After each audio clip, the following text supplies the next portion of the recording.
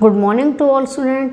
मैं पढ़ा रही हूँ आपको 8th क्लास की सोशल हिस्ट्री का पार्ट फर्स्ट हिस्ट्री का फर्स्ट चैप्टर मैंने आपको पढ़ाया था हाउ, व्हेन एंड वेयर, कैसे, कब और कहाँ, जिसमें हमने पढ़ा था हिस्ट्री एंड इंट्रोडक्शन, हिस्ट्री का परिचय। जैसे कि आपको पता है history is the study of past, यानी इतिहास पास्ट का अध्ययन है। साथ में जो भी रिकॉर्ड होते हैं पास्ट के वह हिस्ट्री में हम लोग पढ़ते हैं।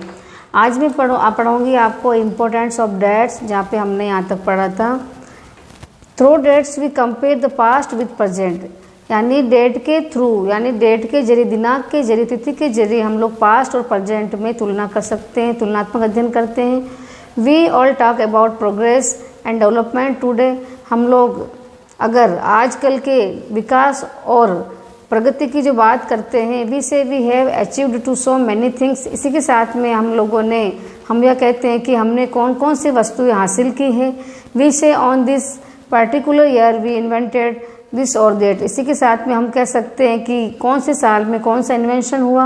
हाउ कैन वी जज ऑल दिस, इन सभी बातों को हम कैसे आंकते हैं, किस प्रकार से इसके अंदाज़ा लगाते हैं। हाउ कैन वी जज आवर अचीवमेंट, कैसे हम लोग हमारे अचीवमेंट, जो चीज़ें हमने हासिल की है, लक्ष्य, उनको सब पता लगाते हैं। हाउ कैन वी जज आवर प्रोग्रेस, किस प्रकार से हम या कैसे हम अपने प्रोग्रेस यानी प्रगति को आंकते हैं। Answer to all this question is date, इन सभी का आंसर, इन सभी का उत्तर, इन सभी क्वेश्चन का, इन सभी प्रश्नों का उत्तर हमें डेट से मालूम पड़ता है। यानी कि कौन से डेट में कौन सा डेवलपमेंट हुआ, कौन कौन सी जगह पर कौन से थिंग्स इन्वेंशन हुए, इन सभी का पता हम डेट से मालूम पड़ता है। A date only depict that on this particular year we did not have this but on this particular year we had it, इसी के साथ में जो तारीख ही होती, तिथि होती, वह सिर्फ एक पर्टिकुलर साल ही नहीं बताता, साथ में we did not have this but on this particular year we had it, इसी के साथ में हम लोग उस साल में रह रहे वह भी हमें बताता है। We continue to associate history with a string of dates, इसी के साथ में हम लगातार हम किसी भी इतिहास को जानने का या अनुक्रम से, सीक्वेंस से हम किसी भी इतिहास को जानते हैं तो उस इतिहास के तार हमेशा तारीखों से जुड़े हुए होते हैं। We study dates to find out the sequence of event and significance of event, साथ में हम लोग डेट्स से हमें यह पता चलता है कि जो घटनाएं हुई, घटना का अनुक्रम क्या है, साथ में उसका महत्व क्या है, ये सभी हमें डेट से मालूम पड़ता है। Dates also help to know that one event happened before another event so that one can examine the relationship between events. Dates हमें एक घटना से दूसरी घटना, यानी इस घटना से पहले कौन सी घटना घटी थी और उसके बाद कौन सी घटना घटी थी, इन सभी घटनाओं में मध्य में रिलेशनशिप हमें बताता है। तो dates we can know during struggle for independence how event happen one after another, इसी के साथ में डेट के जरिए, दिनांक के जरिए हम यह भी पता लगा सकते हैं कि हम हमारे इंडिपेंडेंस, जो हम आज़ाद हुए उस समय या उससे पहले कौन कौन से स्ट्रगल हुए थे और किस प्रकार से वह उसके बाद कौन कौन सी घटनाएं घटी थी, ये सभी हमें डेट से मालूम पड़ता है।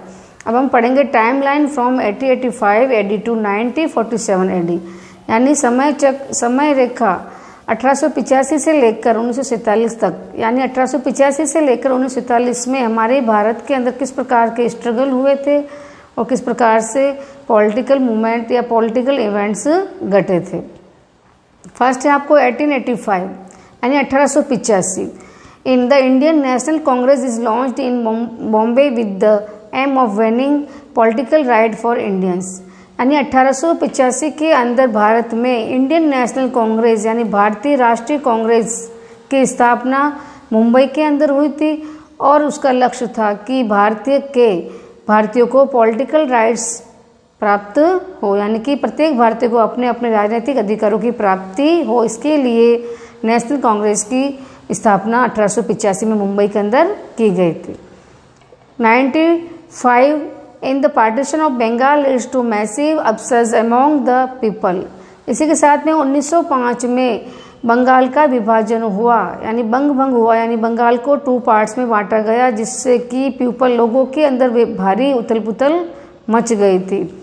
96 in formation of the Muslim league Congress give a call for स्वराज्य, 1906 में मुस्लिम लीग की स्थापना हुई थी और उसमें कांग्रेस ने स्वराज्य प्राप्त करने का कॉल किया था, यानी कि सेल्फ रूल, यानी कि हमारा राज्य में, हमारे देश में हम खुद ही राज्य करेंगे।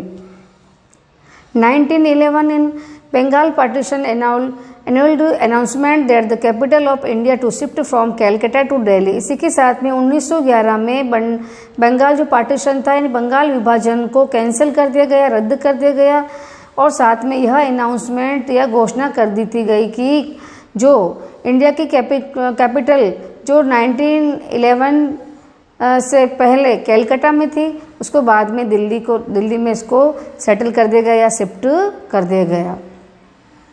1940 to 1980 in Britain drags India into World War First। 60,000 Indians lost their live in the first Great War। यानी कि 1914 से लेकर 1918 में जो फर्स्ट वर्ल्ड वार हुआ था, उस फर्स्ट वर्ल्ड वार में ब्रिटेन यानी अंग्रेजों ने भारतीयों को भी उस युद्ध के अंदर झोंक दिया था, यानी भारतीयों को भी यहाँ से उसने उस युद्ध में भेजा था, और उस युद्ध के अंदर 60,000 इंडियंस लॉस हो गए थे, यानी कि 60,000 से अधिक जो भारतीय थे वह खत्म हो गए थे, और there live in the first great war, और इस युद्ध के अंदर उनका जीवन समाप्त हो गया था। 1915 in Mohandas Karamchand Gandhi return to from India South Africa. 1915 में मोहनदास करमचंद गांधी साउथ अफ्रीका से वापस भारत लौटकर आए थे। 1909 Britain seeks to introduce the Rowlatt act imposing silver cups on civil rights. 1919 में अंग्रेजों ने भारतीयों के जो सिविल राइट्स थे, यानी कि उनके नागरिक अधिकारों को प्रतिबंध करने के लिए, उस पर गंभीर प्रतिबंध या प्रतिरोध लगाने के लिए उसने एक एक्ट लागू किया जिसको रोलेट एक्ट कहा जाता है।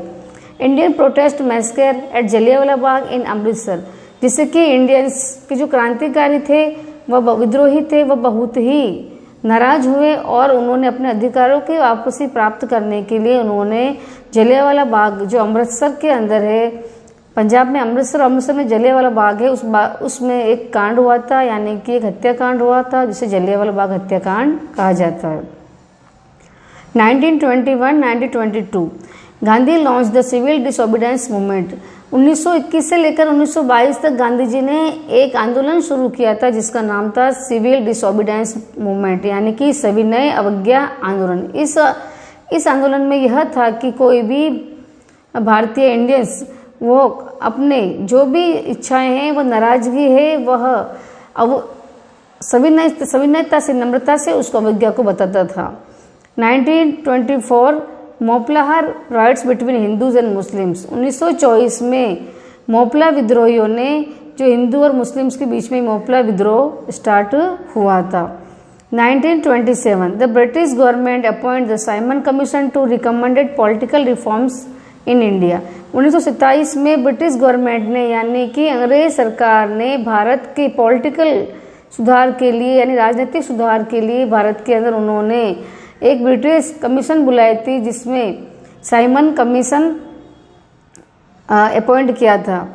1930 गांधी लीड द सॉल्ट सत्याग्रह। 1930 में गांधी जी ने एक आंदोलन शुरू किया था, इसको बोलते हैं सॉल्ट सत्याग्रह, नमक तोड़ो आंदोलन। 1931 second round table conference leads to the Gandhi Irwin pact.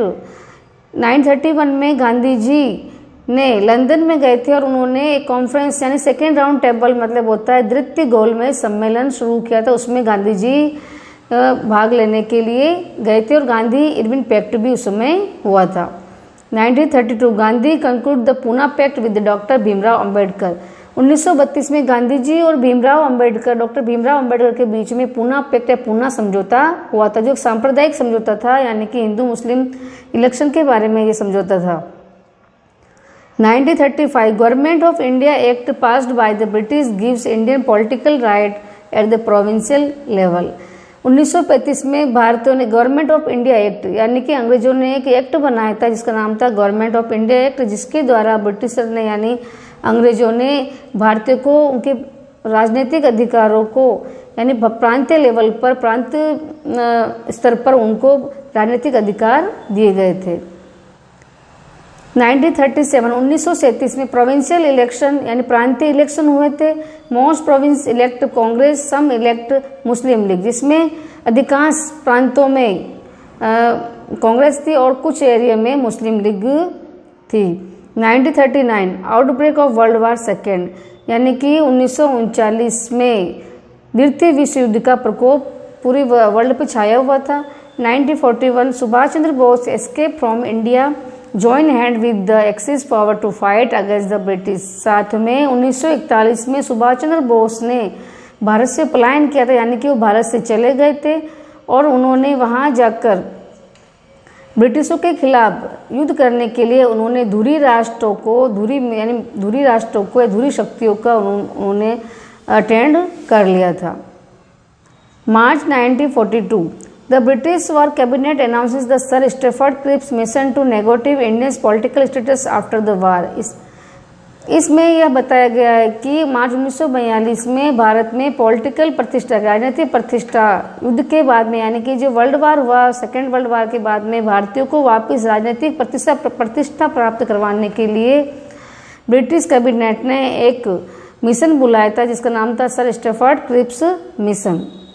May 1942 Gandhi met Cripps, मई 1942 में गांधी जी ने क्रिप्स से एक मीटिंग ली थी, उनकी बैठक हुई थी। August 1942 the Congress leader meet in Bombay and pass the quit India. अगस्त 1942 में कांग्रेस लीडर सब मुंबई में बैठे, उन्होंने एक बैठक की और उसमें उन्होंने एक नारा निकाला था, उसका नाम था क्विट इंडिया, यानी कि भारत छोड़ो आंदोलन की शुरुआत उन्होंने वहां से की थी 1942 में। 1945 वर्ल्ड वार सेकेंड एंड्स, 1945 में आते आते वर्ल्ड वार सेकेंड यानी सेकेंड विश्व युद्ध का समाप्त हुआ। 1946 Gandhi Jinnah talk break down communal riots breakout, 1946 में गांधी और जिन्ना के आपस में बातचीत बंद हो गई थी और कम्युनल यानी सांप्रदायिक जो राइट्स थे उसके बारे में बात हुई थी। June 1947 the British Congress and Muslim league agree to partition and independence, जून 1947 में ब्रिटिश अंग्रेजों ने कांग्रेस एंड मुस्लिम लीग को भारत यानी अंग्रेजों ने 1947 में यह कहा था कि कांग्रेस और मुस्लिम लीग जो चाहती है कि भारत के पार्टीशन हो यानी अलग अलग टुकड़े हो और भारत को आज़ाद कर दिया जाए। अगस्त 15 1947 independence communal riots claim 100,000 in the partition rights. इसी के साथ में 15 अगस्त 1947 को कम्युनल राइट्स के साथ में 1000 ऑफ विभिन्न प्रकार के अधिकारों के साथ में भारत को स्वतंत्र कर दिया गया था। ये हमने टाइमलाइन 85 टू 1947 तक टाइमलाइन में जितने भी इवेंट हुए इवेंट के बारे में पढ़ा था, बाकी हम नेक्स्ट क्लास में पढ़ेंगे।